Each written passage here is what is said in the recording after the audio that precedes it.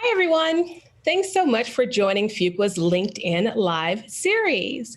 We're here every week at 12:30. Next week, Professor Cam Harvey will be here discussing the rush to gold during the pandemic.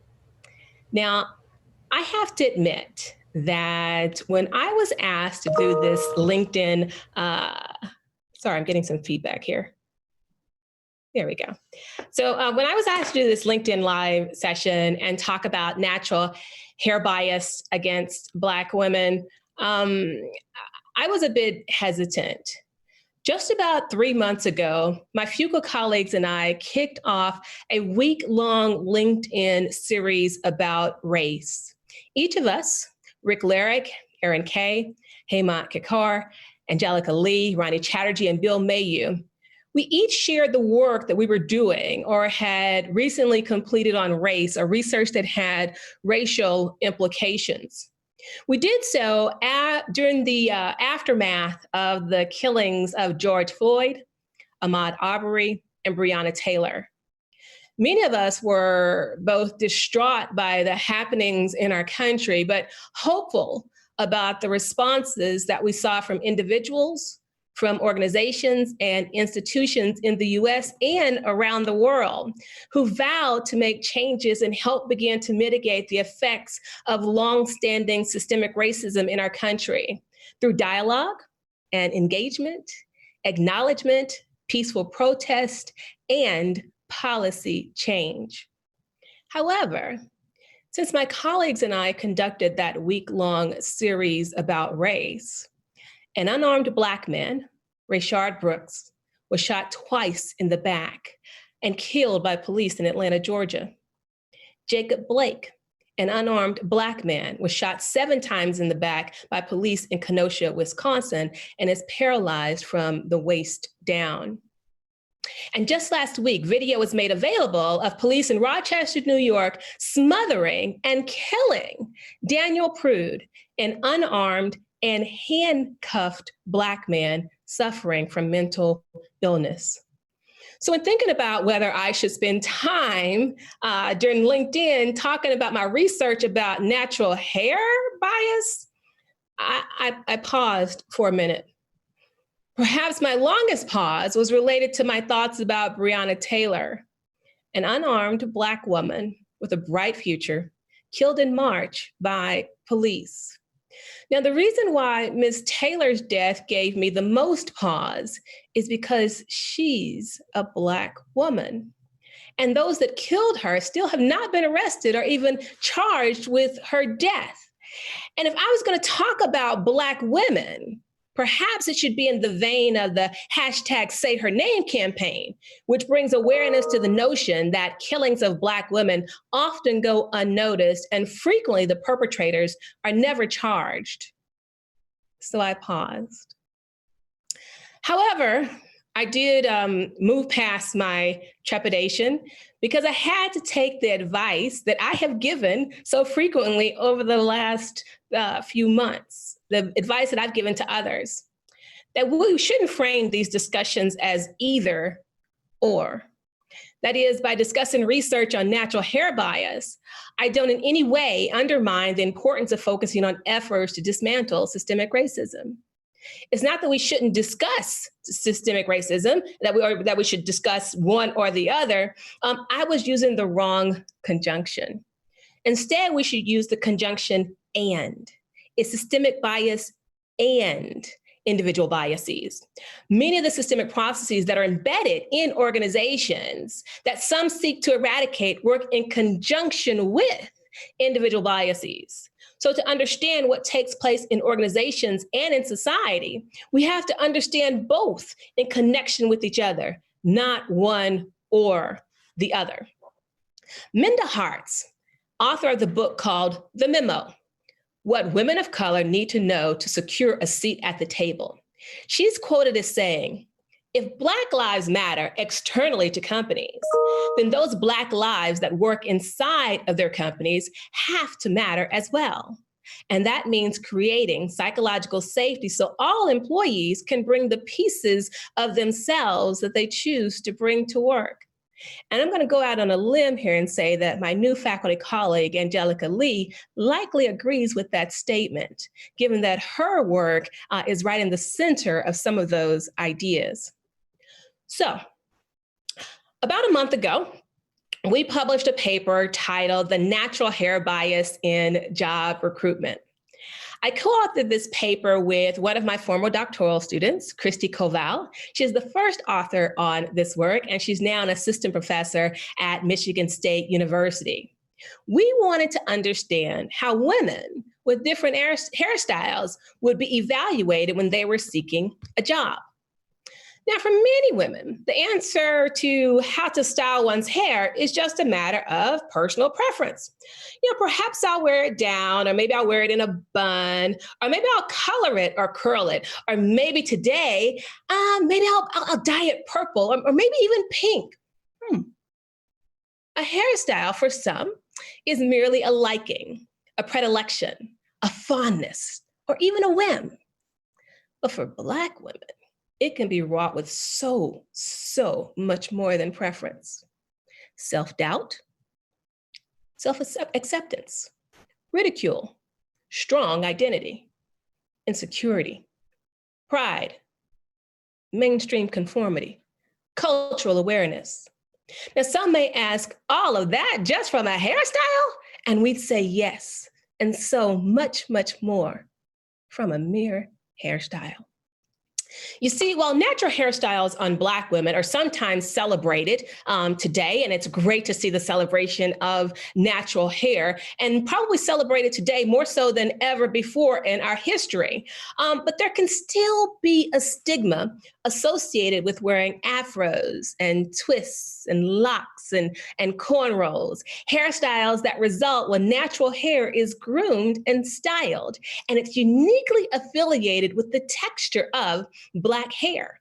And this stigma is rooted deep in American society and in American history, dating back to slavery, when a Black woman's physical traits, such as her wavy hair, among other things, would partially determine whether she had access to nicer clothes and relatively decent meals, and was relieved from some of the field labor that her fellow slaves had to endure. In present day, we see implicit remnants of those blatant preferences and stigmas. Research published in 2017 by the Perceptions Institute called the Good Hair Study, which showed that the majority of participants in their study, regardless of race, exhibited implicit bias against Black women wearing their natural hair. Now, when we say natural hair, let me explain what we mean. It is the form in which one's hair grows from one's head without intervention, or as a matter of course from one's head. So to be clear, for most Black women, the hair that grows naturally from their scalp isn't straight, and it doesn't fall flat and lay against the scalp and float easily when the wind blows. It has a curl pattern. Sometimes it's loose, sometimes it's tight. It's often woolly to the sight and soft to the touch, and grows outward, not downward. And to many, we argue in this paper that this hair and the styles that result from it can be perceived as unprofessional and lead to discrimination. Hair discrimination. We argue that because whites have been the dominant social category in Western society, that there is an implicit assumption that the standard professional appearance in many work environments is based on the physical appearance of whites. And for women, including Black women, that means straight hair. In fact, in 2016, Leah Alexander wrote an article for The Guardian about an MBA student who discovered something a bit unsettling. The MBA student's name was Rosalia, and she discovered that if you Google unprofessional hairstyles for work, your search returns mostly images of Black women with natural hair.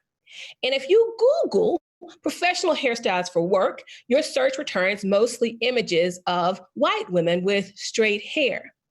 In preparation for this talk today, I did the same just last night. to see if this was still so. And in fact, it is the same.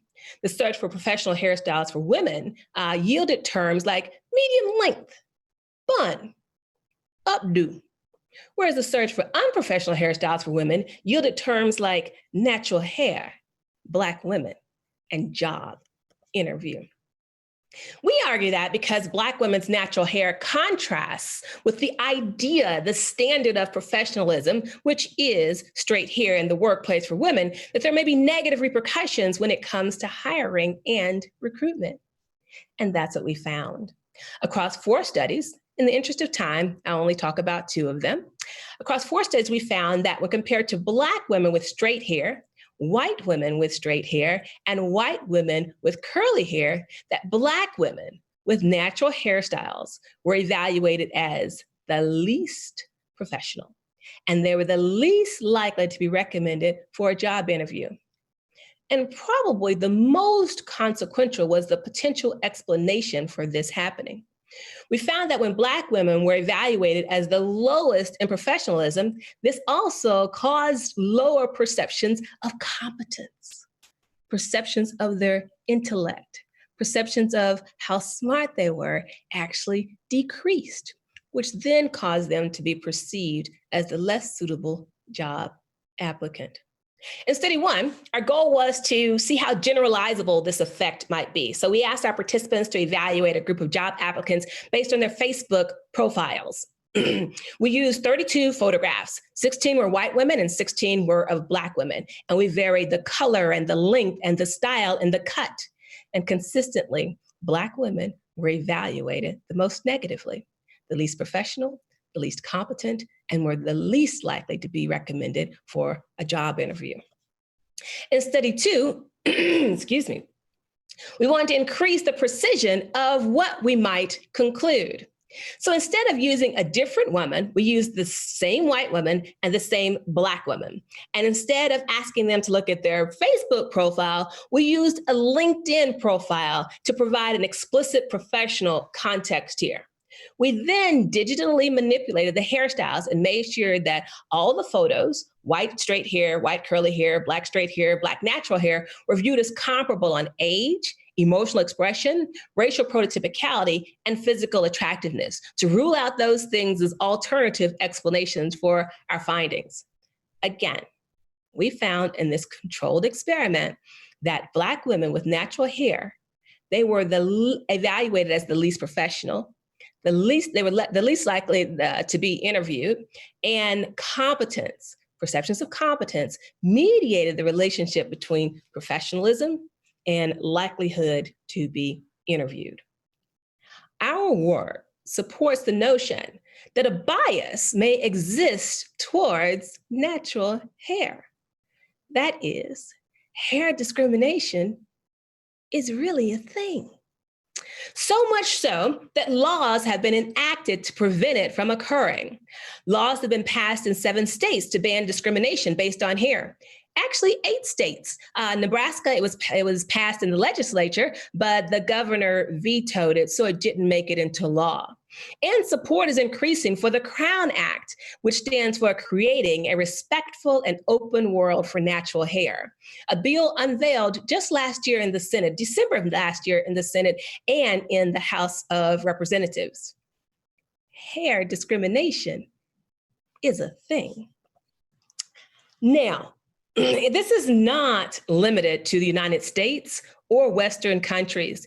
In fact, just recently, as in the last few days, protests erupted in South Africa over a controversial Tresemme ad featuring Black hair in Clicks. And if you don't know Clicks, Clicks is the largest retail pharmacy in South Africa. It's one that I frequented during my time there. The ad showed a Black woman's hair and labeled it as frizzy and dull, and another showing blonde hair, labeling it as fine and flat and normal. One person wrote, and in full disclosure, this is my friend, one of my friends who lives in South Africa. She wrote the following. She says, "It's the year 2020, and I still have to work extra hard every day to tell my daughter that her hair is normal. Her hair is strong. Her hair is beautiful because she is not portrayed as normal in the media still. Now, this makes for heartbreak for a mama. Hashtag clicks, you can do better. Hair discrimination is a thing. Similarly, it's not limited to experiences of just women. Recently, I received the following message and corresponded with an individual who shared his story with me, and I'm using his name with his permission. He writes, "Dear Prof. Rosette, my name is Victor Serre. I am 29. I am from France. In the extension of your recent study, I want to add that Black men with natural hairstyles are also perceived as less professional. Allow me to tell you an anecdote. In spring 2018, I was invited to interviews for a position in the Paris office of, even though he said I could use the name, I'm not comfortable doing so, but it was an office, a very prominent company in Paris. The Paris office leader at that time proposed me a 6-figure salary. I declined the offer. One partner required that I adopt in the future a haircut similar to the others, only for white men, similar to others, only white men consultants in their 40s and 50s. Hair discrimination is a thing. Now, although I would argue and continue to argue that hair discrimination is a thing, I have to acknowledge that some people disagree. Although I'm not an active Twitter user, a friend of mine told me that I should log on and see the chatter and the tweets that my article that had been covered by CNN had generated. Now, some of which disagreed with Christy and I, and others that hair discrimination is a thing. Now, for the most part, the Black women said, this is something that we've all known for, a long period of time, nothing new here. But they were engaged in conversations with people usually of a different race. And the arguments were quite interesting because there seemed to be this continued notion amongst this back and forth that Black natural hair is unkempt in some way. And if you know anything about a Black woman's hair, unkempt is not the way in which I would generally describe it.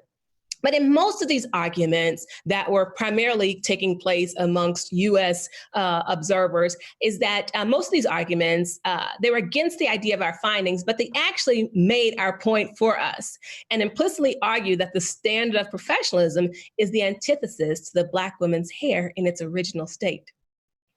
However, I have to admit, my most favorite disagreement came not in the form of social media, but in the form of a handwritten letter delivered via snail mail.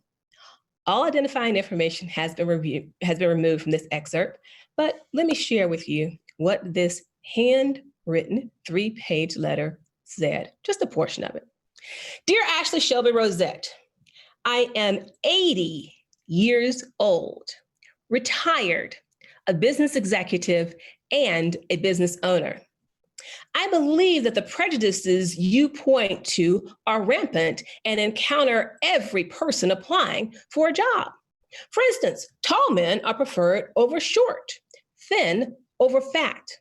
I personally am 5'7" and 7'8" inches tall and weigh approximately 185 pounds. I am short and fat.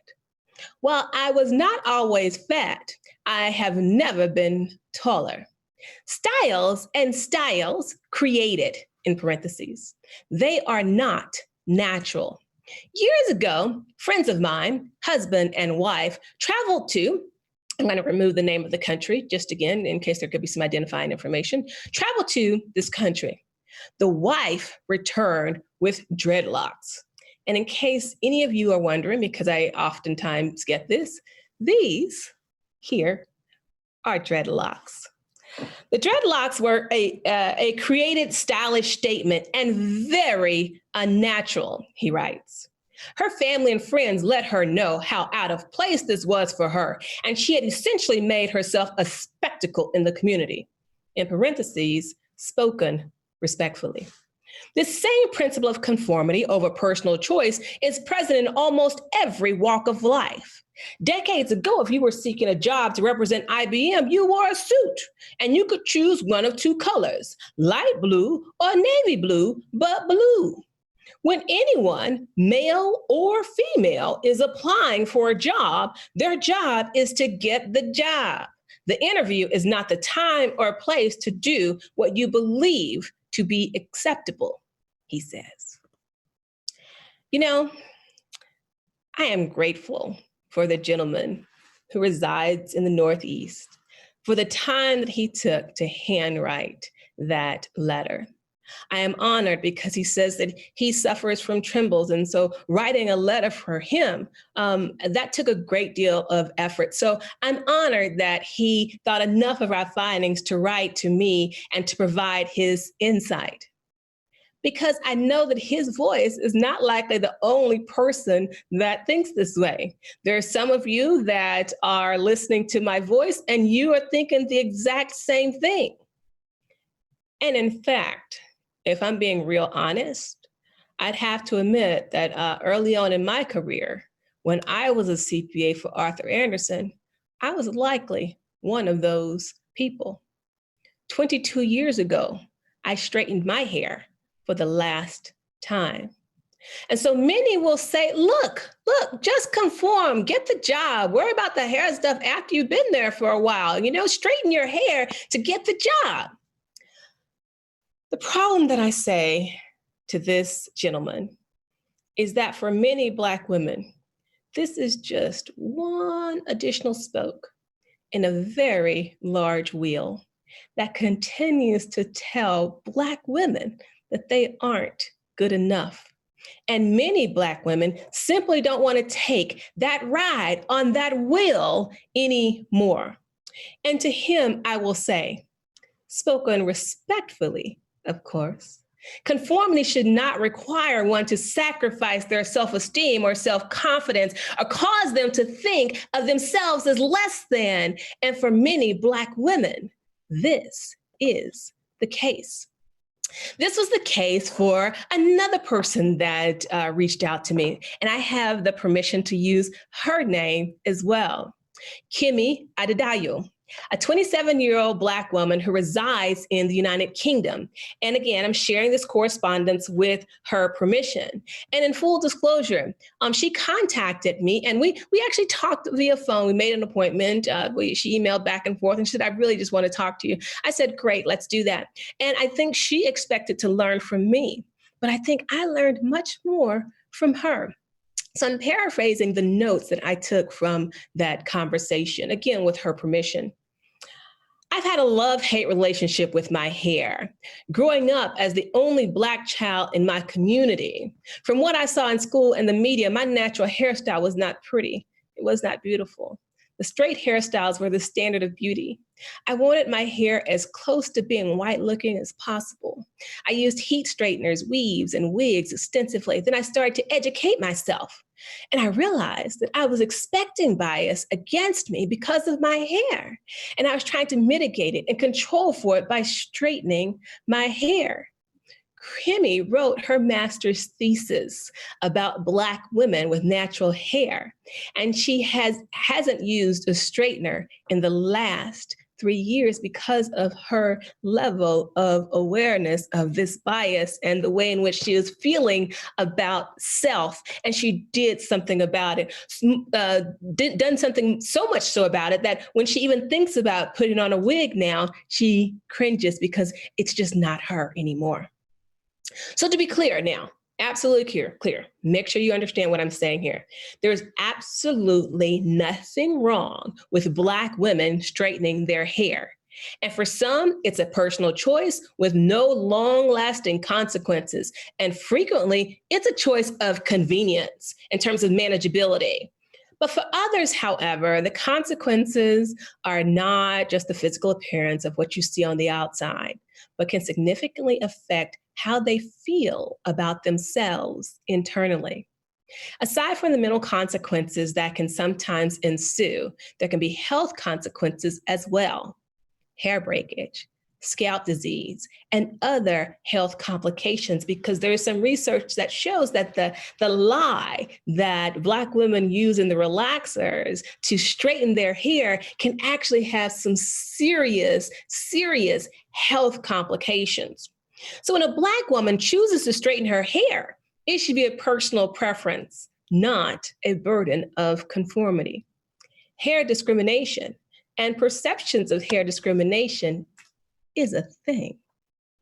For many, job recruitment is the first step towards gainful employment, and biases in the context can have dire, long-lasting consequences. Black women have one of the highest unemployment rates in the workplace. Natural hair bias may be a subtle contributing factor to these types of negative outcomes. Hair bias is a thing. Now you say, well, what exactly can I do? What can I do? How can, what can I do to help minimize this type of bias and minimize this type of discrimination? Educate, acknowledge, include, and seek. Educate yourself or educate others on the texture of Black hair. Now, for Black women, this is going to be a little bit difficult because we've endured this questioning about our hair for a long period of time. But if it's from a place of authenticity and a place of genuine interest, just answer the question and try to inform other individuals about the differences in our hair between races. And for those of you who are not Black or not familiar with Black hair, do a little research. It's amazing what a little Google search can do for you. Number two, acknowledge. Acknowledge that natural hair bias exists. And to be clear, we know what conformity norms are. We know that, sometimes you have to put on a suit whenever you are going to be in certain places, but to actually have to don and change the way in which your hair naturally grows from your head because of pressures to get a job, that just doesn't seem right. So acknowledge that natural hair bias exists. Include policies in your organization that may help to curb the extent to which hair discrimination may play a part in your decision-making processes. This is when we start to look at systems and see where in our systems, in our organizations, that hair bias and hair discrimination could creep in. And then finally, I would say to you, seek change. Support policies in the legislatures around the country that seek to eradicate hair discrimination.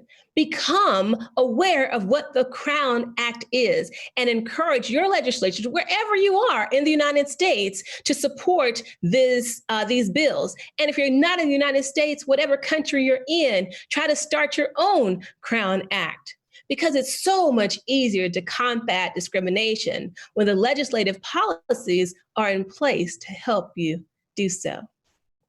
Hair discrimination is a thing. Thank you.